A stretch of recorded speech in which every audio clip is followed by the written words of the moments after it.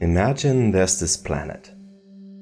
Life has been developing there for countless millennia. Imagine we can speed up time and watch this planet as a whole. But we can also zoom in and observe individual life forms.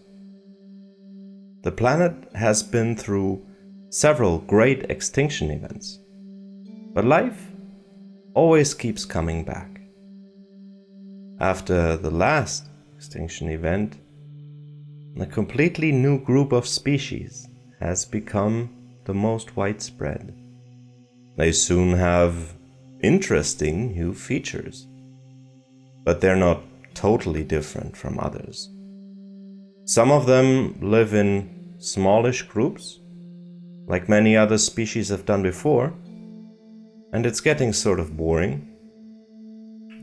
You decide to go make some tea. When you return, about 300,000 years later in planet years, a small number of species have developed a really weird trait. They can show each other things without actually showing. They can show each other things that aren't even real.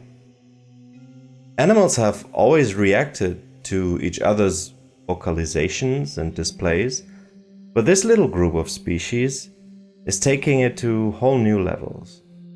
It used to be that individuals could learn things either through slow, evolutionary behavioral changes or by being conditioned through stimulus-response processes, which admittedly was getting very complex lately. This new group of species still does that, but they also do something else. They don't only learn through procreative success or their own experiences, they learn from the experience of others without ever having perceived any part of it. They can even take that piece of learning and give it to a third individual. Since they have to rediscover fewer and fewer things for themselves, their learning curve as a species absolutely explodes. They can tap into each other's brains and call on experiences or shared experiences that the other individual has. And they do it with their vocalizations. Of course, I was talking about primates in the little intro, and the group of species with the weird trait of information sharing is us, is some subgroup of the genus Homo. The information sharing skill? Language, obviously. I'm really fascinated by language, and today I want to explore a few ideas about language. More specifically, this question: how can it be that if you press your tongue to a spot above your front teeth, then release that, exhale while vocalizing, and shape your tongue in a specific way, I think of a kind of drink involving plant parts, water, and heat. In short, how do sounds get meaning? I don't like to do too much history or philosophy on this channel, but here I can't completely avoid it. For thousands of years, philosophers were, by and large, not too interested in meaning. There were theories about humans giving things their names, and some early philosophers thought that onomatopoeia played a big part in what we call something. They said that names for things tended to sound like the things. The word rock to them sounded like a hard, heavy thing. This idea was abandoned at some point, but it was a first take on why things were called what they are called. When philosophers got highly interested in mathematics and formal logic in the 19th century, Gottlob Frege came up with a definition of meaning as that which a word denoted. The meaning of dog is dog. In German, Frege's language particularly, that is pretty intuitive. our word to mean, bedeuten, literally has to do with pointing at something. A word then, in some figurative sense, points at the thing it means in reality. That works fairly well for nouns. Saying my car is an alternative to pointing at my vehicle. Saying the Eiffel Tower is an alternative to pointing at that thing in Paris. Meaning something means picking it out in the world. But we don't entirely talk in nouns, do we? There are a lot of other kinds of words which seem to mean something. Adjectives like blue, verbs like to fly, they don't point to things the same way nouns do. When I say fly about an aircraft I see in the sky or call that sky blue, the notional act of pointing is still at the aircraft or the sky, not the fact that it flies or that the sky is blue. So there is clearly something more to meaning than the pointing metaphor. We can't hold on to the pointing metaphor, at least in this direct way. But maybe we can modify it. The pointing that a word doesn't just equate to pointing at an object. It can point at all kinds of stuff, in the broadest possible sense of stuff. A verb points at an activity, it picks it out among other activities. An adjective points at traits, picks them out among other traits. Viewed this way, the world is full of very different categories of stuff that can be named and pointed at. But words still point at stuff. Even more abstract relational words, like prepositions, point at, pick out. They pick out relationships. Between just picks out the kind of relationship where there are two or more things and when there's something else that's between them. At this point, academic philosophers would already have started about a dozen different difficult debates. But for all purposes, and for this point in the video, we can be happy with having a world full of different stuff that can be picked out by individual words. The next logical step is to say, okay, we have these individual words which have meaning by virtue of picking out stuff in the world, in the broadest possible definition of stuff and world, because we also do have to explain that fictional or hypothetical stuff can also be picked out. And so can stuff that's only in our head, psychological stuff. We can make phrases, sentences from these words, and the sentences sort of inherit the meaning of the words they contain. A sentence has meaning then by virtue of being constructed from meaningful words. And this opinion about meaning, this idea of meaning, we can call semantic atomism. The words are the atoms we construct matter from, the matter being our sentences, and semantic just refers to the meaning of a word. Things picked out by words, words combine into sentences. Semantic atomism has the virtue of being fairly concrete and straightforward. Meaning is a simple matter to the atomist. Language acquisition, the way we come to have a language at all, is a simple matter. Until it isn't. In an atomist model, we have to be able to learn one word after the other. Else, how would we learn any? One has to be the first. What is it to learn a word? When do we say that someone knows a word? In this model, we'd say someone knows a word when they can correctly pick out the correct stuff with that word. Take the word chair. Assume I don't know any other words.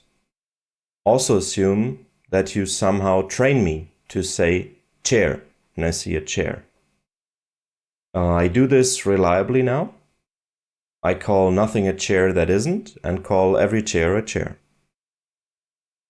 I don't know anything else, just how to pick out chairs in the world and how to say chair. Do I really know the word chair? What about the role a chair plays in the world? Isn't it really important I know that chairs are things to sit on? Isn't it also important that I at least subconsciously know the symbolism of chairs, that a chair is connected to things like resting, in some contexts also to leadership or authority, that a chair can be someone's chair and I'm not supposed to sit in that chair?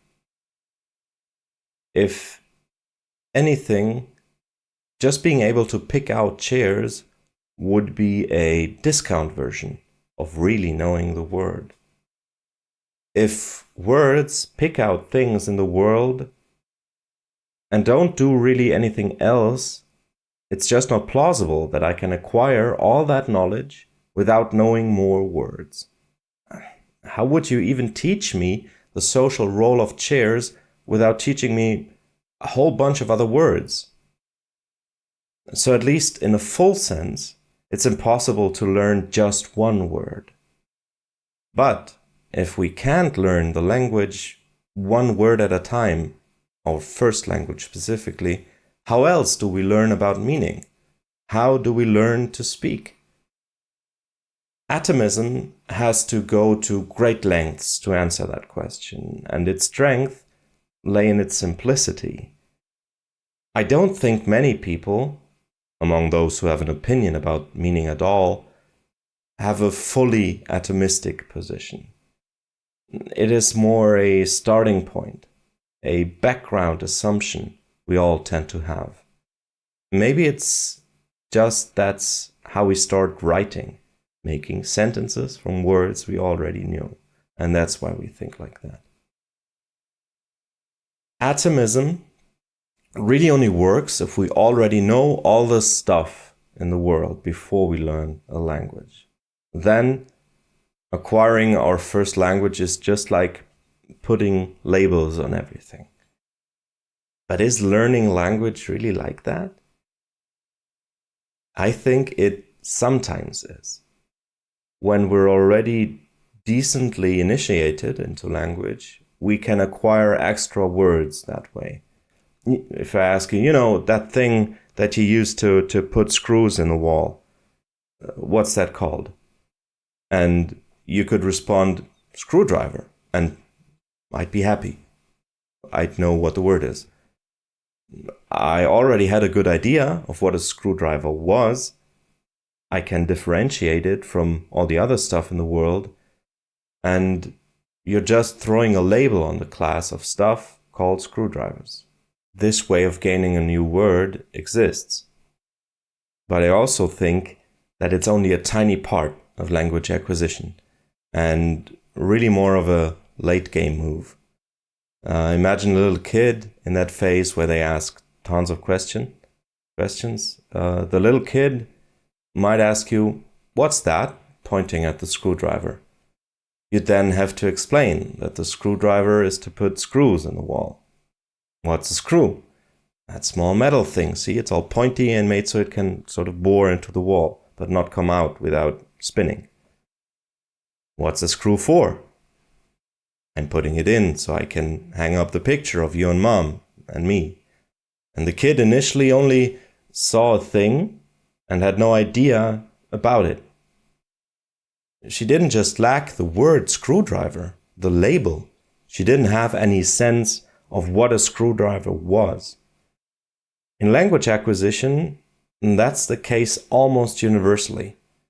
And even in later stages, when people fully have acquired a language, it happens like that. I see it all the time in my younger basketball players. They're 10 or 11. They are basically fully initiated into mostly German. They can see a basketball game and understand who's leading and who's trailing, even which player is playing really well or really badly. But they don't think about the game the way I do.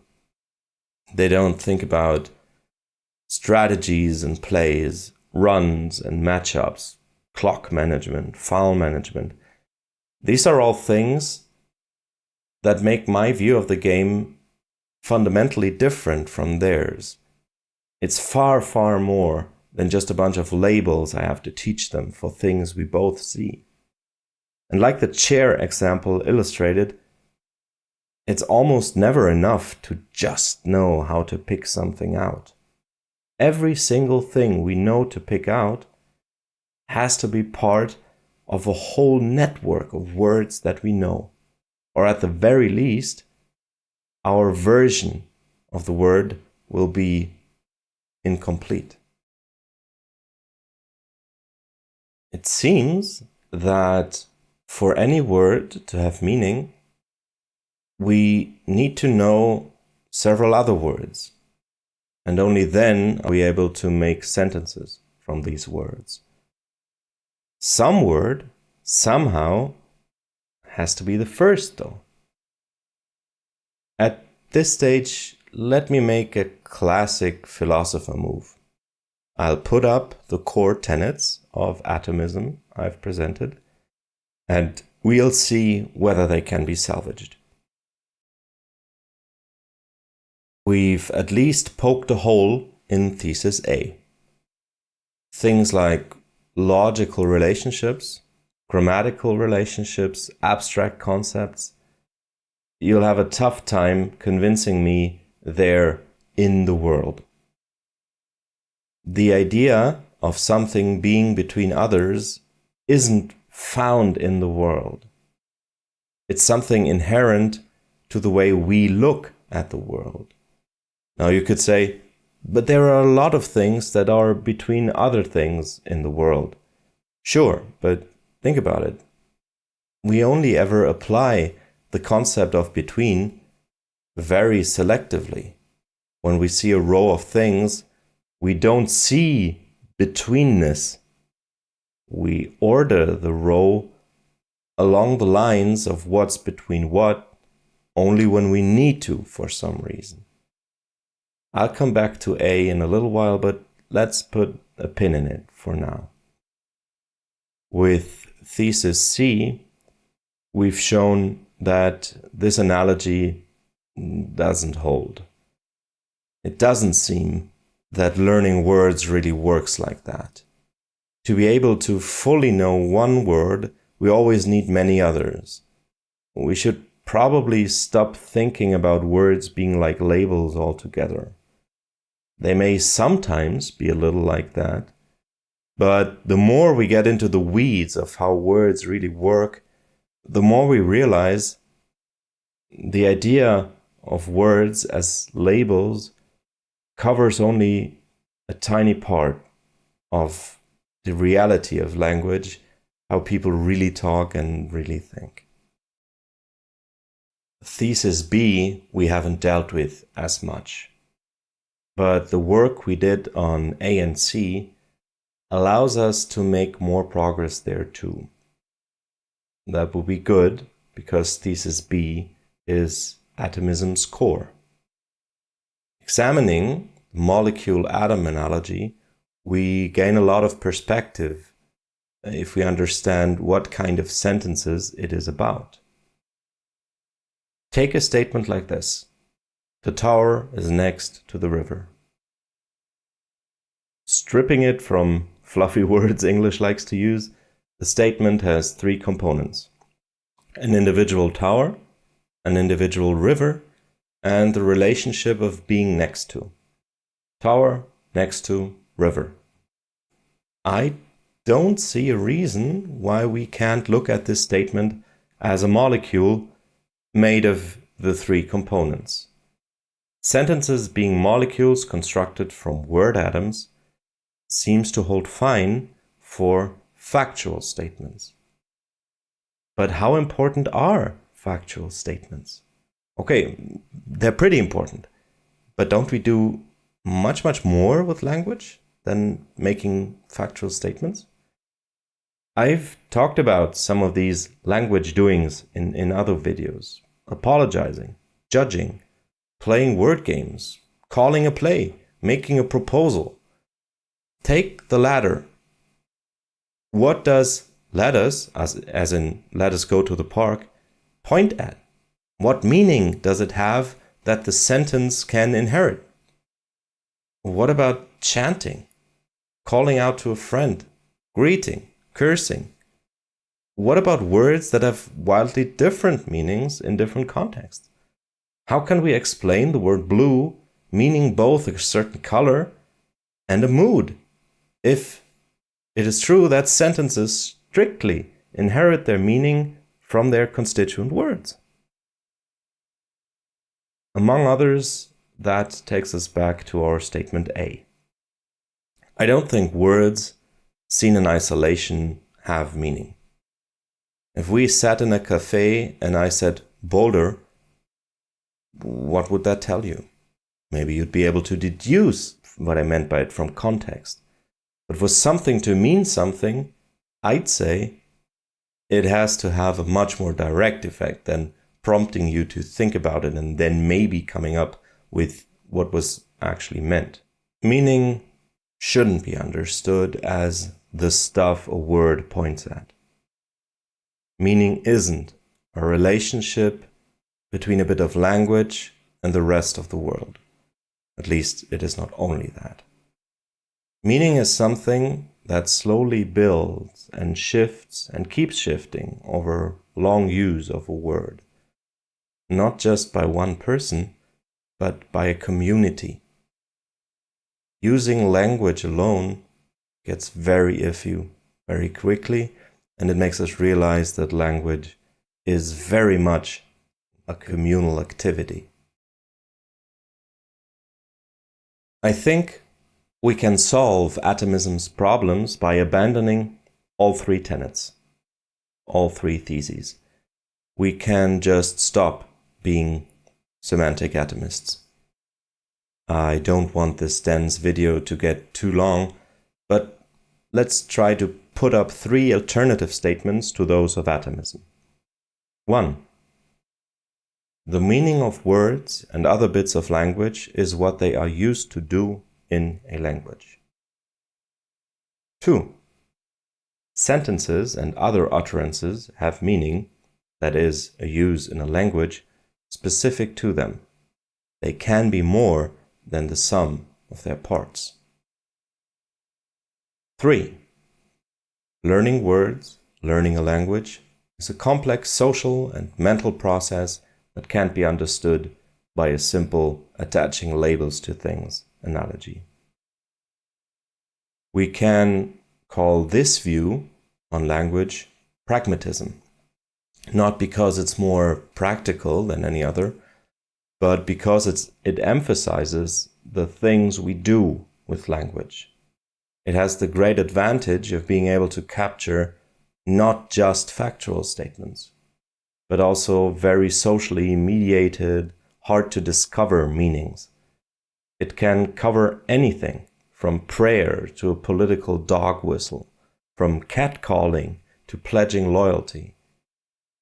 In that, it is way more useful than atomism, and I believe way more accurate to how language actually works. The good thing is, it didn't take me to come up with all that. It is my version of these thoughts, and frankly, it leaves out a lot that is of interest, mostly to hardcore specialists or people who are really into philosophy. This isn't an academic philosophy channel nor a history of philosophy channel. Still, I want to acknowledge a few influences on my position. Besides Gottlob Frege, whom I mentioned explicitly, this video draws heavily on ideas by Ludwig Wittgenstein, Wilfrid Sellars, and Rudolf Carnap. It is also influenced by a philosopher who is still alive and whom I got to meet personally a good deal, Robert Brandom. If I remember, I will put a few text recommendations in the description for you if you want to read on, which I would recommend if this interested you. This is only a beginning. So, like I said, this is only a first peek into the issues surrounding language and language acquisition, the constitution of meaning, and how language and the mind interact. I've only opened up the issues here. If you see this video and find yourself asking any questions, why not put them in a comment? I'll be glad to pick up on your questions in the future. Also, do leave me a like, share, and maybe subscribe. My visibility is still basically 0 at this point, so every little bit counts far, far more than for a more established channel in a less niche subject. Thank you for watching. Until next time, goodbye.